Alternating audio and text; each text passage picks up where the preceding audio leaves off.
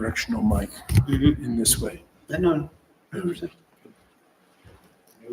We're doing good?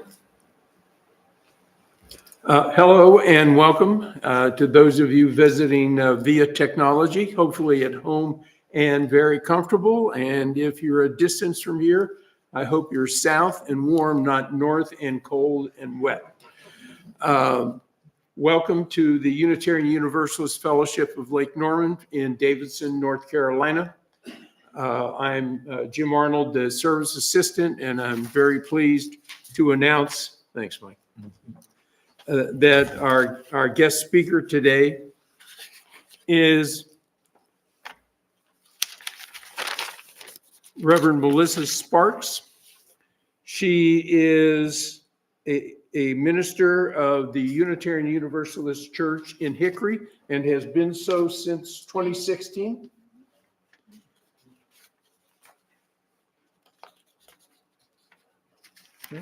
Sorry.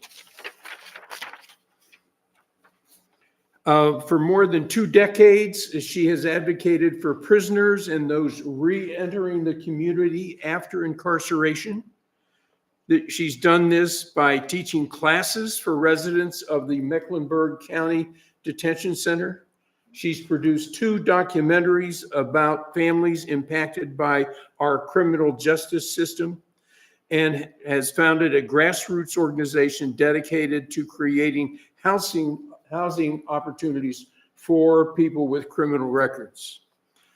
At home, we happened to watch this weekend a documentary movie, Trial by Fire, a story of the arrest, nearly a sham trial that would embarrass the worst of a third world country, and the eventual execution of a prisoner in Texas in 2009 that was shown prior to the execution to be innocent and just couldn't get the paperwork through the Governor Rick Perry's desk in time.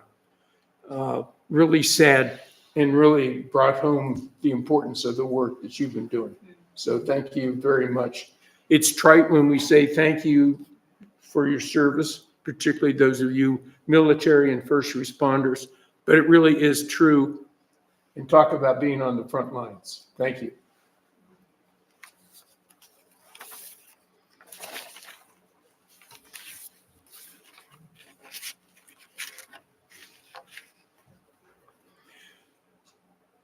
The chalice, which is always a little off center in the Unitarian Church. Take a close look at our circles. It's not quite in the center of either one of them. And the chalice has been a symbol of truth and enlightenment. And we have our lighting of the chalice. So please say along with me the words in your order of service. We light this flaming chalice to illuminate the world we see. In our search for truth, may we be just. In our search for justice, may we be loving. And in loving, may we find peace. Reverend Sparks, opening words, please. Thank you. Good afternoon. Good afternoon. After all of that traffic, I think we all need a nice deep breath.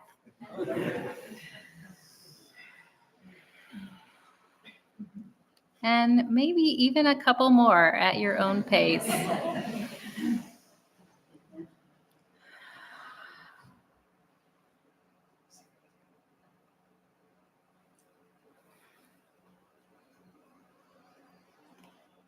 Welcome.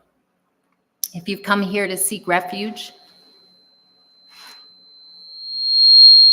Sorry. welcome. If you need a moment of solace, welcome. If you carry grief in your bones anger in your heart, or exhaustion in your spirit. Today, we create in this moment a unique community of presence where truth is honored, joy is valued, where the act of naming our struggles is not weakness, but is wisdom. Here we hold space for sorrow and for hope, for grief and for resilience, for all that touches our hearts.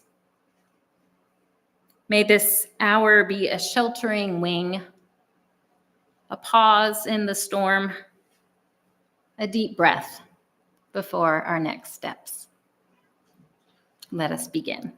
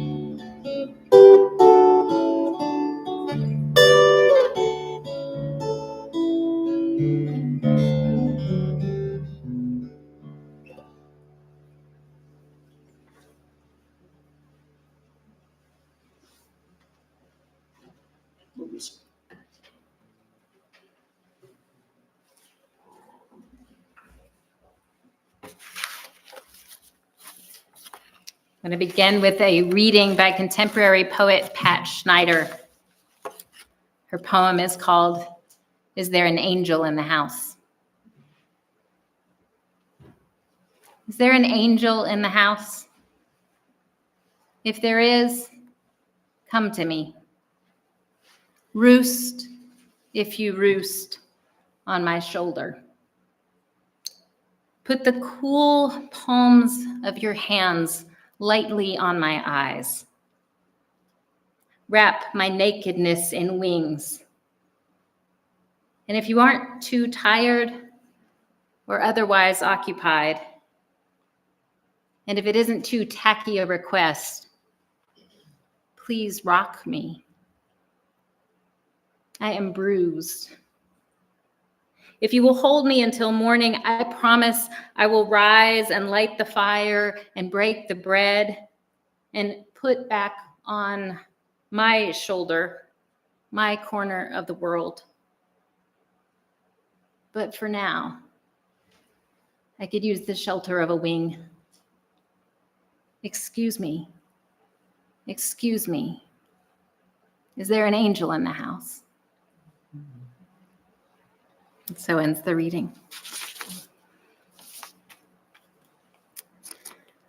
So I think I realized I had hit the wall a couple of days ago. Well, I was on the phone with Arjun, a customer service representative from Hewlett Packard.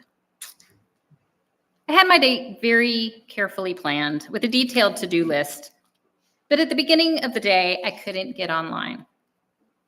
I ran the troubleshooter, reset the router, did all the things, but I couldn't get online. I recently saw an updated version of Maslow's hierarchy of needs. You know that? Where food and the water and shelter at the bottom and self-actualization at the top. And somebody added Wi-Fi at the bottom. And right? Yes. So I call HP and the hardware people run a bunch of tests and then kick me over to the software people who took me through hours of tests and tinkering and then said it was definitely a hardware issue and I needed a new computer. So Arjun was the second hardware guy. And Arjun told me, no, it was definitely a software issue. And I needed to do a full reboot requiring me to back up all my files and reinstall all my programs. And as Arjun spoke so clearly and calmly to me, I was sure that Arjun was a terrible, terrible person. He was standing between me and a functional computer and getting my list done. And getting my list done is what is keeping me okay in these days of shock and awe. He didn't understand me. Rage for me shows up in tears, and I devolved into an ugly whine cry. Arjun